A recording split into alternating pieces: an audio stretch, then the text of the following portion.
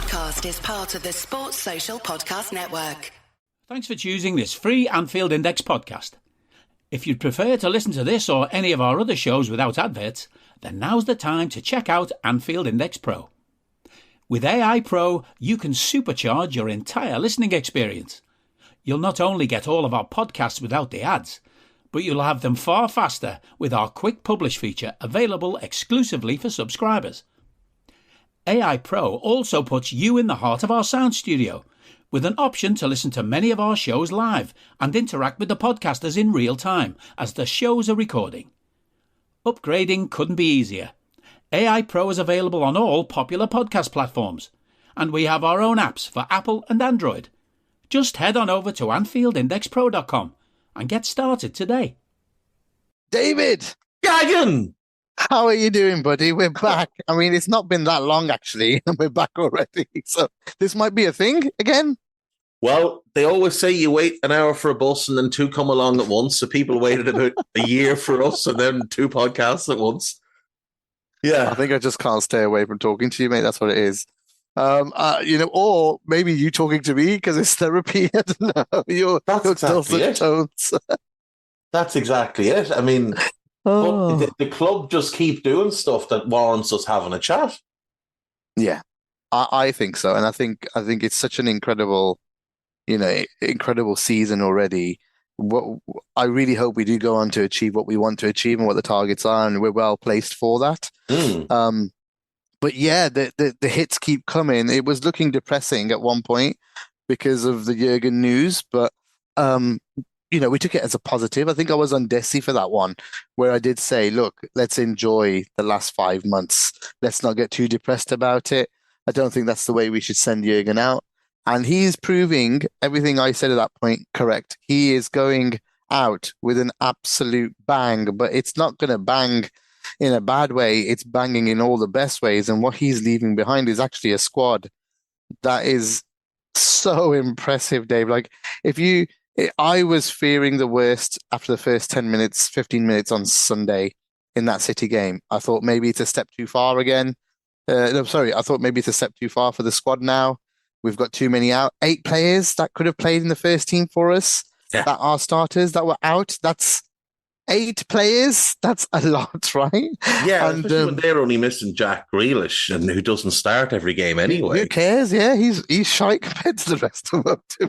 I mean, he's good, but he's not as good as the others. In my book, I would play all the other players that were playing. That was their first team out, and the way we performed after halftime, especially, it felt like I know they had a couple of chances. One was a Kelleher kind of deflection onto. And then Doku did well, but apart from that, though, which were low chance, they're just Actually, let's ignore the Foden one because it was handball, so it wouldn't have been allowed anyway. But the Doku one, very low chance. It wasn't like a clear chance. He just did really well for the shot.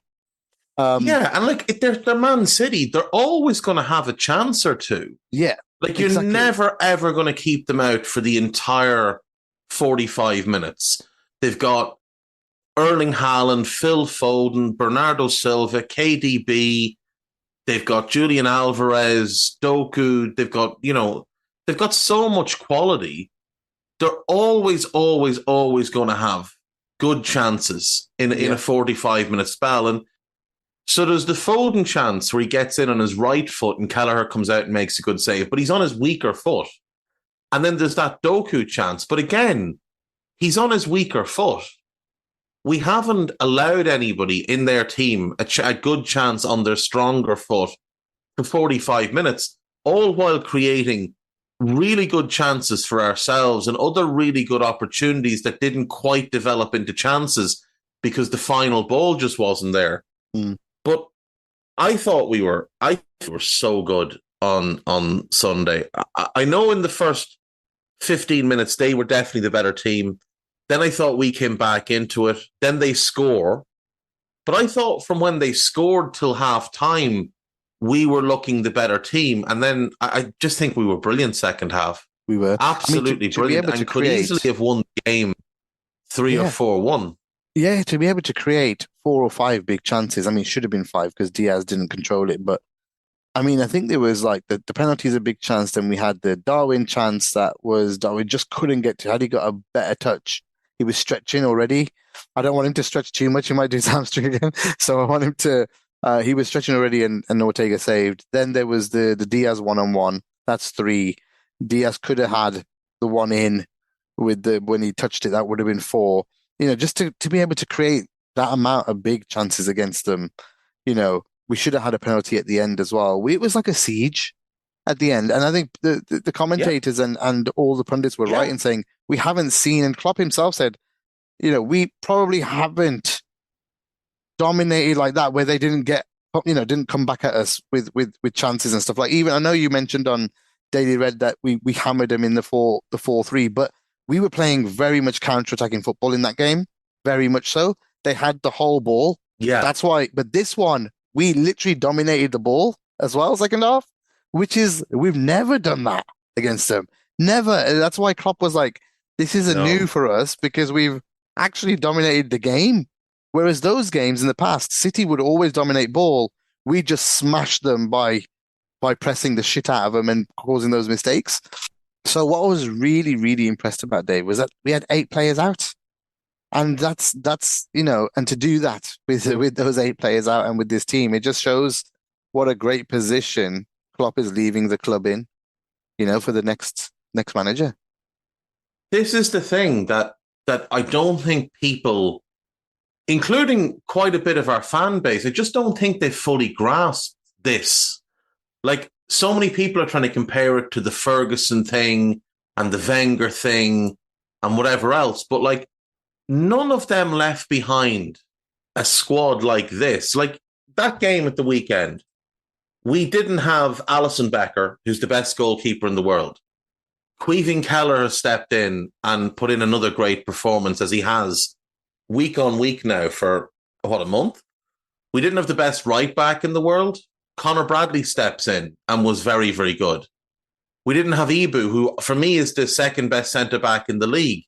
Jarrell Quansah stepped in and looked like every time Jarrell Quansah plays, I am absolutely amazed that he's not like 27 with 60 caps for England and 400 appearances for us, because he just looks so composed, so confident. He never gets rattled. Like, he was up against Erling Haaland and he never got rattled. We didn't have Curtis Jones. We didn't have Diogo Jota, who's our best finisher. And yet, other lads are stepping up. And, it's not just them that we're missing. We didn't have Gravenberch. We didn't have Besetic. We didn't have Thiago. Jayden Danns is also out injured. Now, he wouldn't obviously be a starter, but he's somebody that we've been using off the bench. And he's someone that Jurgen might have thrown on in the late stages there because he is that kind of poacher in the box. So not only are we missing like vital starters, we're missing important depth as well. And yet it doesn't seem to bother this team. It's just next man up. Whoever he's called on this season has just come in and done the job. We went to Forest a week ago and Bobby Clark started and just stepped up and was like, yeah, this is fine. No problem. I can do this. We've had James McConnell come on in cup finals. No issue. More than good enough. It's remarkable that people are not looking at the bigger picture here, where we've got a team that's currently competing, won 1 trophy and competing for 3 more, despite all these injuries. And all of these young players are coming along. And now, as we know, we're going to rebuild an elite structure to the club, which is going to make the next manager's job so much easier. And that's what we want to get to next. I mean, I completely agree with everything you've said. We talked about it on the last pod. Next man up was the last pod, and everybody is stepping up. I love Bradley. I think Quansah's the next calm as you like. He's so calm. If he had the pace of Virgil, it'd be the next level. But still, sometimes you don't need pace. Sami Hyypiä didn't have pace. He was fucking fantastic. So you can still be a great CB without the pace. I mean, Jamie Carragher couldn't run. Yeah. He played over 700 times for us. Yeah, exactly. So you can still be, and I was really enthused by how he made a run forward, like Matip, and shot. Yeah. But the confidence to do that, like, to just dribble past someone and say, you know what? I'll have a shot. I won't put my foot in it now and look for somebody else. I'm just going to have a crack. And it was a decent crack as well. It was. It forced a save at the end of the day, and that's what you want. And it was a great save because the guy actually pushed it out the box rather than bringing it into Gakpo, who was there.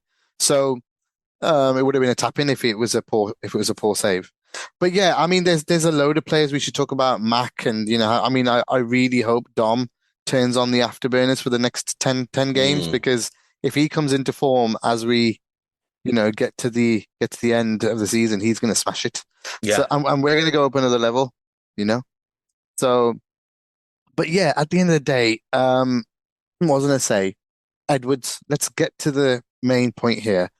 This was a bit of a surprise when it first broke, like a couple of weeks ago or 3 weeks ago, whenever the rumor started, because obviously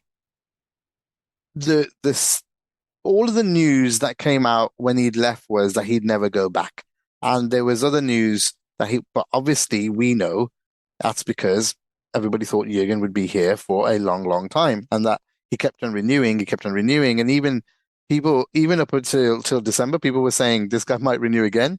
Like literally up until when he decided, no, I'm leaving, there were rumors he was about to renew. So I could see how things change, because obviously it just didn't work between them. Whatever the reported stuff is, nobody knows 100% for certain what it was, but we know that there was problems. Yeah. So now we can draw a line under it, and the guy, and it's the return of the prodigal son. I know a lot of people are going to say, oh, it's just fucking Edwards, he didn't do anything, but he did. He played a part.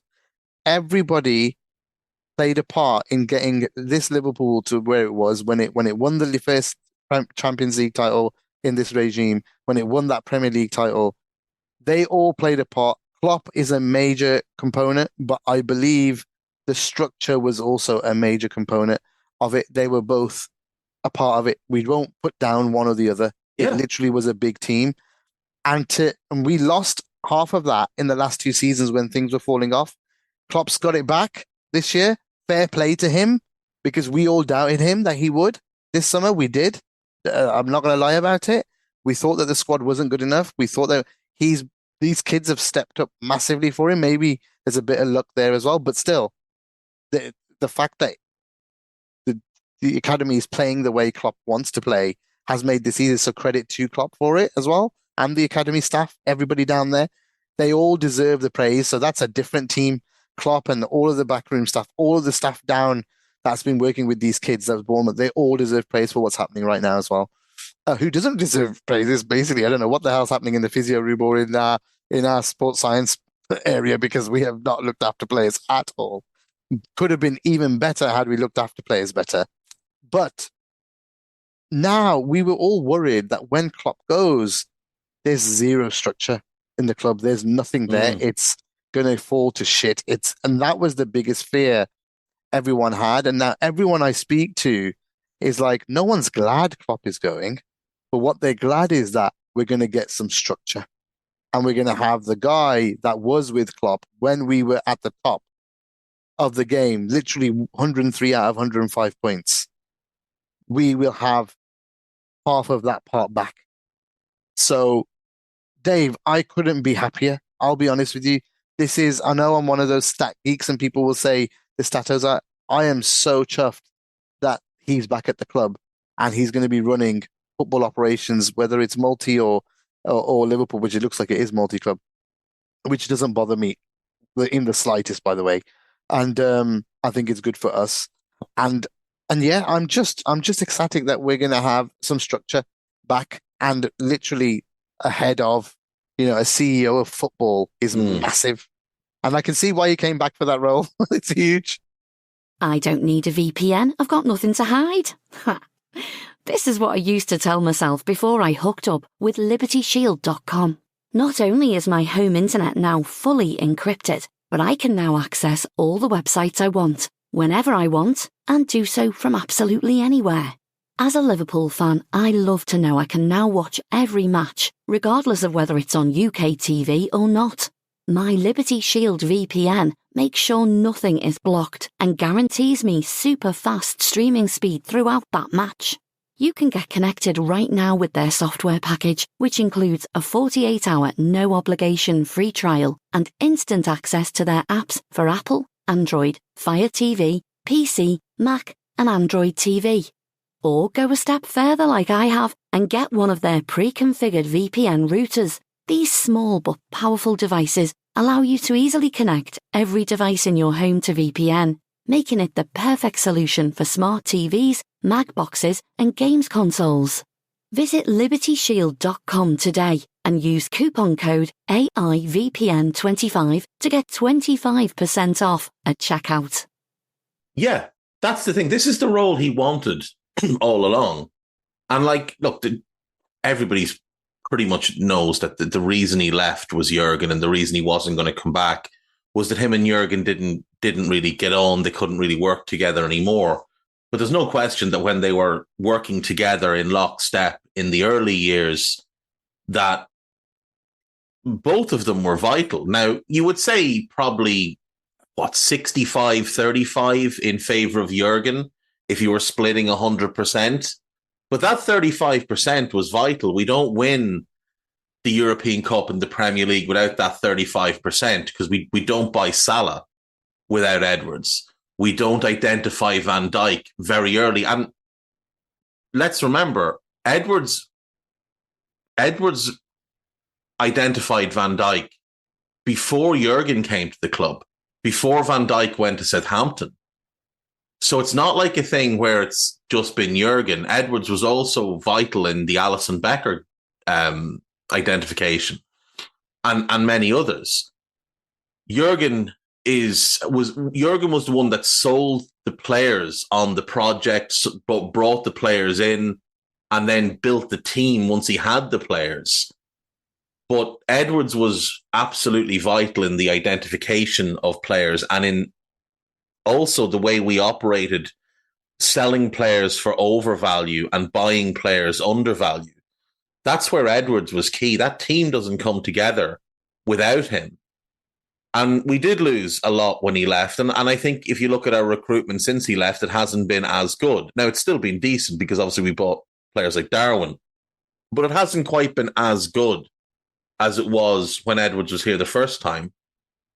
But the structure is absolutely vital to any football club. And when you look at the issues that Arsenal had, their issues didn't start when Wenger left. Their issues started when David Dein left. And they no longer had a strong football structure above Wenger. And what happened was they brought in lesser people who would bow to Wenger. And Wenger attained more and more power. And the problem there is that when Wenger left, now there's nobody. David Dein was vital. Arsenal haven't won a major trophy since David Dein left. Wenger was there 10 years after him and only won a few FA Cups. At United, it wasn't just that Ferguson left, but David Gill left as well. And if you ask United fans, who's been the biggest issue at your club the last decade or so, they will, almost to a man or woman, say Ed Woodward has been the biggest issue because he wasn't good enough at the job. But when they had David Gill, they had somebody who was very, very good at what he did. And him and Ferguson worked very well together. So when both of them left, it created this massive power vacuum. Now, what's happened at Liverpool in the last couple of years, obviously, is Edwards left, Jurgen attained more power. Julian Ward came in. Julian Ward left after a year. And Jurgen basically attained all the power. And Jörg Schmadtke, when he was interviewed, basically said, I'm here basically as an assistant to Jurgen. Now, that's not the way the sporting director role should work anywhere. But that's how it's worked at Liverpool for the last couple of years. So the risk was Jurgen leaves and we just bring in a manager to replace Jurgen and bring in a sporting director to be the same kind of assistant to him. And that's just going to lead to its own problems because whoever you bring in is not going to be Jurgen Klopp. And they're not going to have his level of experience, his level of leadership, his level of man management. So you're going to start to find bigger areas of weakness around that manager. Whereas because of who Jurgen is and because of what Jurgen has learned, we all know Jurgen's a student of the game, but he learned a lot working with Michael Zorc. He'll have learned a lot working with Edwards on the day-to-day running of the club above team level. So Jurgen's been able to fill in a lot of that. And it's probably why his energy levels have dropped. In his own words, it's probably because he's been stretched too thin, which, if you think back, was always my concern with him, that we would allow a Wenger situation where we actually overworked him. And I think that's basically what's happened here. But by us... I agree with that, by the way. I think he's had too much on his plate. He ran recruitment this summer. This last couple of windows. And you could tell how much that took a toll on him. Exactly. And he's been too connected to the recruitment as well. So it's taking too much out of him. He's also probably got too much involvement in the medical department. He's got too much involvement with the academy. Whereas with a sporting director, now Edwards obviously is coming in above that. Richard Hughes, it looks like, will be the sporting director. The idea of the sporting director below the sporting CEO, because there's a few clubs that do this. Inter Milan is probably the best one in terms of how their structure works. So Beppe Marotta is their general manager or sporting CEO. It's the same type of thing. And he's general manager sporting is his actual title. But he basically runs the day-to-day football operations at the club. He oversees the big picture. He oversees everything. But beneath him, they also have a sporting director type figure. And his job is the day-to-day connectivity of the departments. So he's the one linking the departments, making sure everything's running smoothly, implementing processes, making sure they're followed properly, and filtering the information from each of those departments into just what the manager needs to know. So when Simone Inzaghi comes into work in the morning, he's able to be told A, B, and C, and that's all he needs to know. This is the information that he absolutely needs to know that's vital for him to do his job to the best level. And all the noise, all the problems, everything else, the sporting director deals with that and takes that off the manager's plate.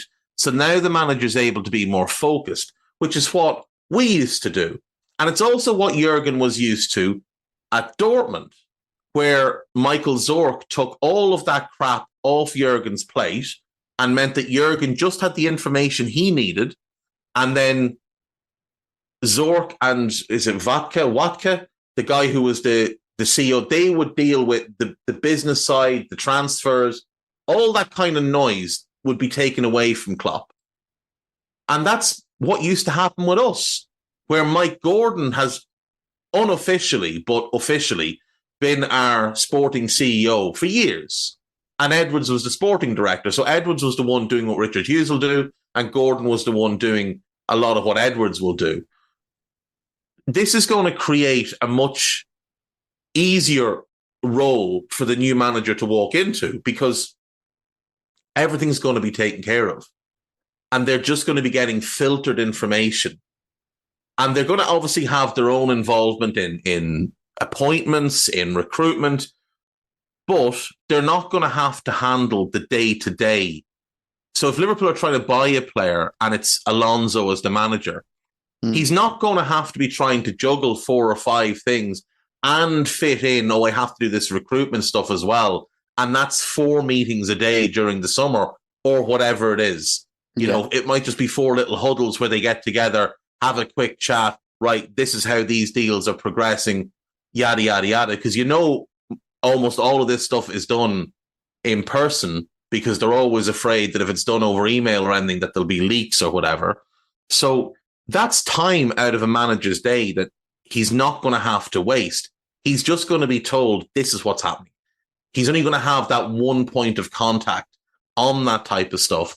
So it means that whoever the next manager isn't going to have to deal with as much as Jurgen's had to. Now, let's be fair. Much of the reason Jurgen has had to deal with it is because Jurgen has wanted to deal with it. Like, Jurgen hasn't been the victim here. Jurgen has actively sought a bigger role, more involvement. But Now, or it's worked out that way because the way they were working didn't suit the structure. So, for example, it didn't suit Edwards when he was here. He was like, "Well, I've got no say," And then when Ward was in, there was a reason why someone leaves after 12 months. Or less waits 10 years for their dream job and then leaves. And then because they're just not getting a say, and you're driving it yourself anyway, so you may as well do the job. So I think they needed someone to, Klopp wanted someone just to go and do the negotiating and stuff. But at the end of the day, some people ain't going to want that. Some people are going to want a little bit more, and want to actually to have some control. And therefore, he had to then assume it and Smackter came in, and let's be honest, that guy did nothing. No, he just took money for nothing. And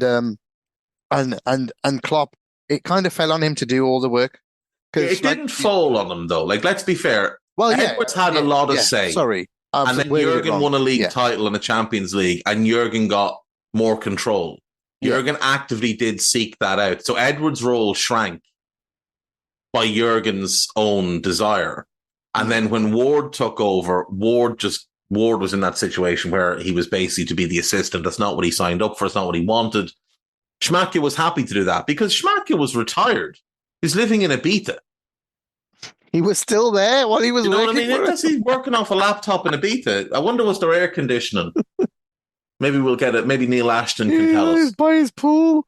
But it's understandable that Jurgen, having won what he won, it's understandable that he wanted to get a bit more control and do things maybe a little bit more his way.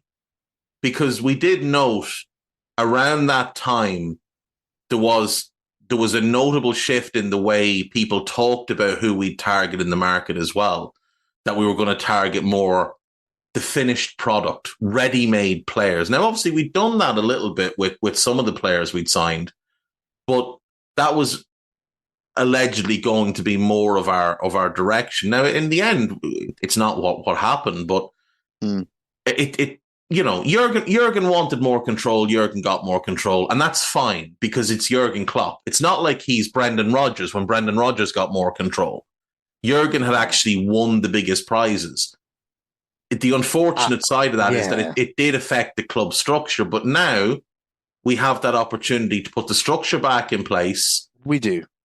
And the thing here as well is Edwards is in such a senior position now. Remember, when Jurgen took over, Edwards was still I think he was the head of analytics or something. And then he got promoted to technical director or whatever it was.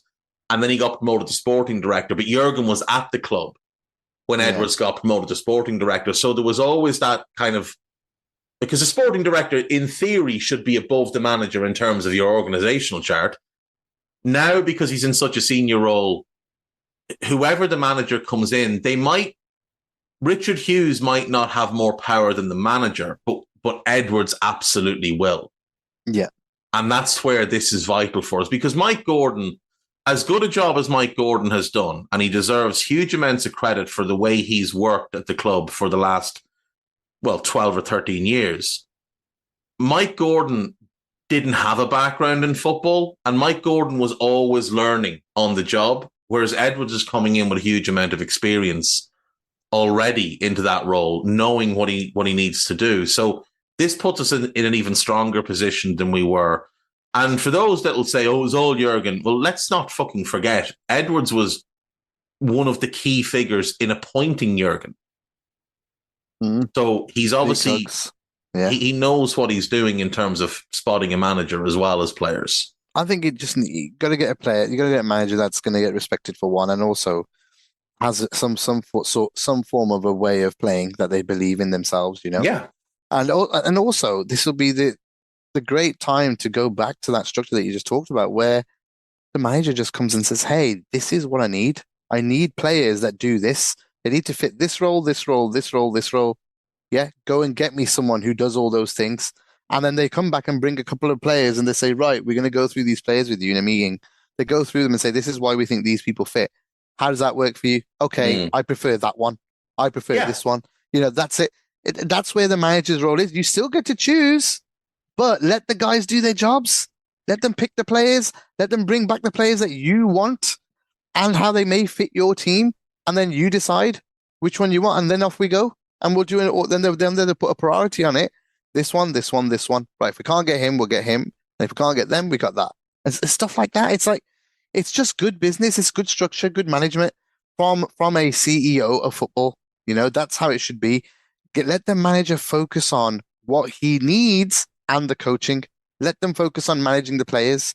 Let them focus on that. And that's, maybe if that had stayed, Jurgen wouldn't be going now. I do firmly believe that if he had just been working with players only, it would be completely fine. He would be staying. But it's because it's got to where it's got to and then Schmachter. I mean, did you talk about Schmachter? Did you remember the joke where we got Caicedo, Schmachter went on a bender and didn't come back for 2 weeks, realized when he came back we didn't get Caicedo. Sounds about right as well, to be fair. Like, what? I thought we got a deal done. Yeah. The thing is as well, right? When Jurgen came to Liverpool, Jurgen was in his late 40s and had 14 years of managerial experience under his belt. Jurgen was a well-established quantity at that point. So he was always going to come in. And there was also, he was Jurgen Klopp. He was lauded the world over as a manager because of what he'd done at Dortmund. The two guys were allegedly looking at more than anybody else here are Ruben Amorim and Xabi Alonso. They're both considerably younger than Jurgen was. Alonso's 5 years younger. Amorim is 8 years younger than Jurgen was. They both have far less experience than Jurgen did. Alonso's about a year and a half into being a senior manager. Before that, he was obviously with Real Sociedad B. If he achieves, though, what he achieves. Yeah, but that's not the point. But the point is, massive, won't it? At his age, right, okay. The fact that he's and the same with Amorim, who's 39 and has 4 years experience, they're younger and less likely to be as demanding as Jurgen. They're also much closer removed from their playing days, and they played in the era of the sporting director. They played for clubs where the sporting director ran recruitment, ran the club basically, and managers came and went. Jurgen didn't. Jurgen played in the older era, in the 80s, the 90s. That's Jurgen's era of playing. So the mindset will be different with Amorim and Alonso. Amorim and Alonso, obviously being Portuguese and Spanish, the sporting director model has been in those countries longer than it was in Germany. It only really came into Germany in like the mid-2000s. Now, Jurgen worked for Mainz, who had a sporting director for a long time. They were one of the pioneers of it in German football. But the other two lads grew up in football with that system. So they don't know any different. And I don't think either of them are going to be as demanding as Jurgen would be for more control, because of their background, because of their age, and I think their personalities as well. I don't think either of them are as... Like Jurgen is a very forceful personality. Amorim can be, but there's also a very calm side to him. Alonso's just very calm and composed anyway. I think they will be happier to work within a structure. I also think with Jurgen is a long-term manager. Like Jurgen comes into a club and it's like, it's going to be 7 years minimum. 7 years at Mainz, 7 at Dortmund or 8 at Dortmund, and now 9 with us. Amorim was at Braga for 3 months. He'll have been at Sporting for 3.5 years. Alonso will have been at Leverkusen for less than 2 years. So they're not in that mindset of, I'm going to be here a decade. Like they might look at each job as, I'm going for 5 years and then we'll reassess. But it's 5 years and that's what I'm building towards. They don't come in with that really long-term view the way Jurgen did. I just think the structure will be a lot easier as well with that type of manager, that younger, newer generation manager, than with Jurgen, who's a lot of his principles are from that older generation. And if you look at who Jurgen admires as a manager, it's the likes of Alex Ferguson, who managed the club from the top down. Whereas with Amorim and Alonso, it'll be more like your Peps, your Mourinhos, guys who worked under sporting directors for most of their careers, guys who coached the team first and foremost, and then looked after whatever else afterwards. So that's one of the great things about Jurgen, is he is quite good at enabling others. So we know that he has enabled Pep and Linders quite a lot in terms of the coaching side of things. Linders runs the training sessions. Well, Alonso and Amorim run their own training sessions because that's the generation that they're from. Hey guys, it's Eddie Gibbs from Anfield Index here. I hope you're enjoying this podcast, and I'm sorry to call time on the show before it ends. In the current climate, it's tougher than ever before to offer podcasts for free. At Anfield Index, we produce over 75 free shows every month, which I'm confident is unparalleled in the LFC sphere. Whilst we'd love to offer everything for free, the production costs now make this impossible. That said, we don't want to follow the model of other channels and lock all of our content behind a paywall. So what we've decided to do is to continue offering every show for free, but cut that offering to 30 minutes on our longer shows. So to get all of our shows in full and enjoy the best of everything we have to offer, we really hope you'll consider supporting the channel and signing up at AnfieldIndexPro.com. For about the price of 1 cup of coffee, you'll get every podcast in full with 0 ads. You'll also get access to our LFC VIP community, where you can enjoy live podcasts, engage with our podcasters, and chat with other Reds in real time. So that website again, AnfieldIndexPro.com. Join today. Sports Social Podcast Network.